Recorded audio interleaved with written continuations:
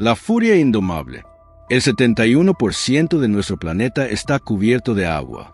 Un vasto y azul lienzo de calma y poder. Bajo la superficie, la vida prospera en un ecosistema de silenciosa armonía. Pero en la superficie, el sol calienta sin piedad, y el vapor que se eleva hacia la atmósfera se convierte en la chispa de una creación terrible. En el Atlántico, en el Pacífico, en el Índico, nacen, crecen y mueren las fuerzas más destructivas de la naturaleza. Los huracanes, los tifones, los ciclones. Gigantes meteorológicos que se alimentan del calor del océano y de la rotación de la Tierra, creando una espiral de poder que puede demoler ciudades enteras. Son la manifestación más pura de la energía del planeta, y a lo largo de la historia, han golpeado a la humanidad con una fuerza que nos recuerda nuestra fragilidad. No importa cuán avanzados seamos, cuán sólidas sean nuestras construcciones, o cuán precisa sea nuestra ciencia, la naturaleza tiene un poder que, en un instante, puede borrar nuestro progreso. Esta es la historia de esas fuerzas, y de los desastres que dejaron a su paso.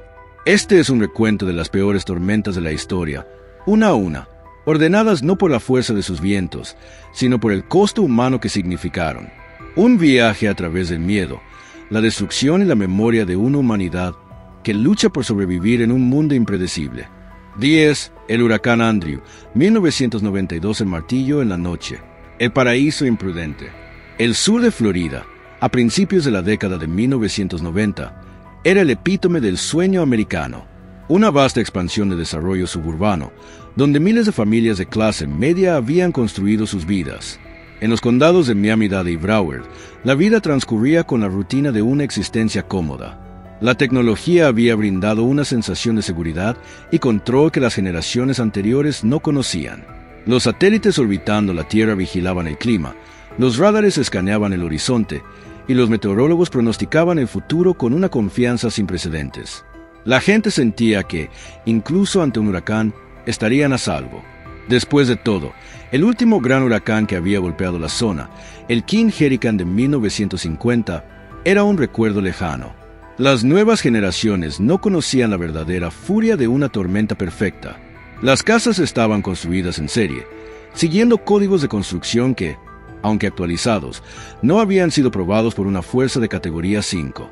Los tejados eran de tejas ligeras, las ventanas no siempre contaban con protección, y los tráilers y las casas prefabricadas, en su mayoría, no estaban aseguradas para resistir vientos extremos. Era un paisaje de prosperidad, pero también de una vulnerabilidad silenciosa. La complacencia era el cimiento sobre el que se había construido el paraíso, y ese cimiento estaba a punto de ser puesto a prueba. La historia de Andrew no comenzó en Florida, sino en un vasto y tranquilo océano, lejos de la vista de todos.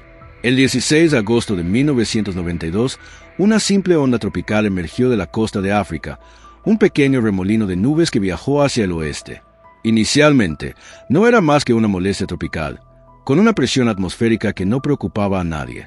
Pasó por las Antillas Menores y la atención de los meteorólogos se centró en otras tormentas más grandes. Pero en el Caribe, algo cambió.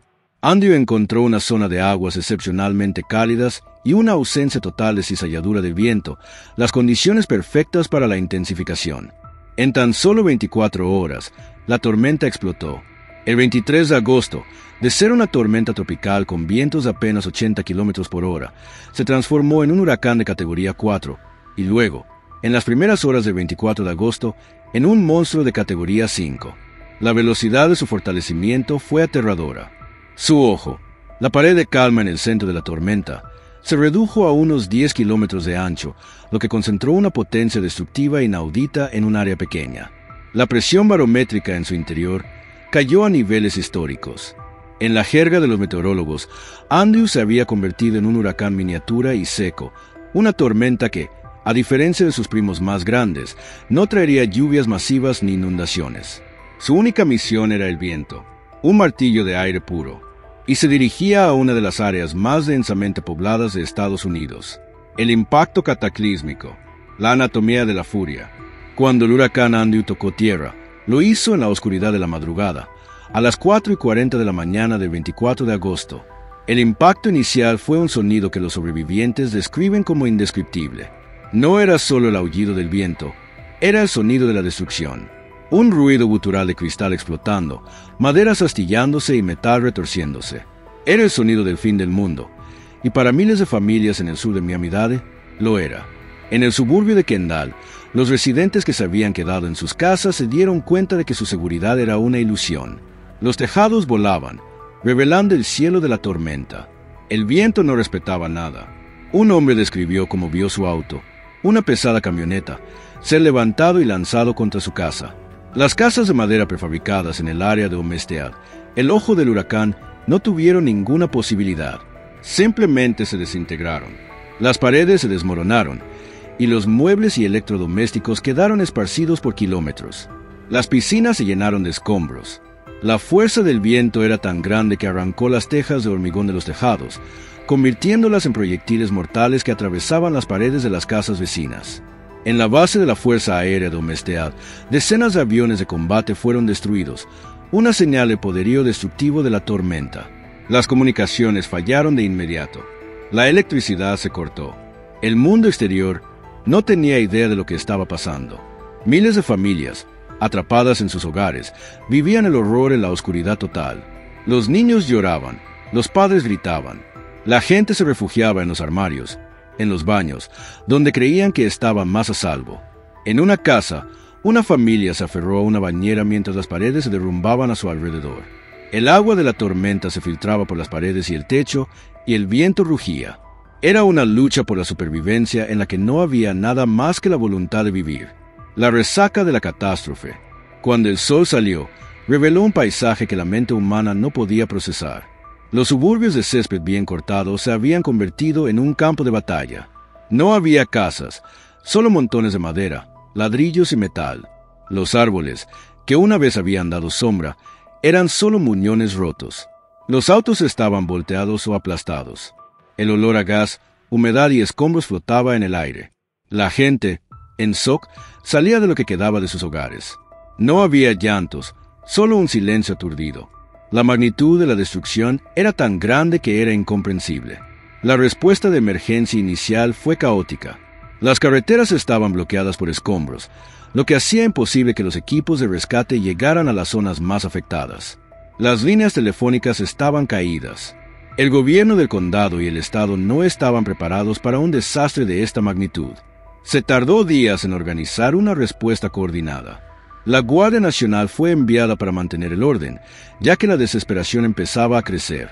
La gente, sin electricidad, sin agua potable y sin techo, se enfrentaba a una crisis humanitaria. Las tiendas que aún estaban en pie fueron asaltadas por personas que buscaban comida y suministros. El sur de Florida parecía una zona de guerra. La cifra de muertes, 65, fue baja en comparación con otros huracanes en la historia, pero el impacto en la vida de los sobrevivientes fue devastador. El legado de Andrew. El huracán Andrew fue un punto de inflexión. Fue un recordatorio brutal para la sociedad moderna de que no somos inmunes a la furia de la naturaleza. Los fallos en la construcción se hicieron evidentes. Tejados no asegurados, ventanas débiles y estructuras que no podían soportar vientos extremos. En respuesta, Florida aprobó uno de los códigos de construcción más estrictos del país, exigiendo tejados reforzados, ventanas a prueba de impacto y estructuras más sólidas. La industria de seguros también cambió para siempre, obligada a reevaluar los riesgos en las zonas costeras y a prepararse para futuros desastres. El huracán Andrew se convirtió en la tormenta de referencia para las generaciones futuras, un símbolo de cómo la complacencia puede llevar al desastre. Y aunque las cicatrices físicas de la tormenta han sanado, la memoria de ese aullido en la noche, el olor a escombros y la visión de un mundo roto sigue viva en la mente de aquellos que lo vivieron. Es una lección que nos recuerda que debemos respetar y prepararnos para las fuerzas que no podemos controlar.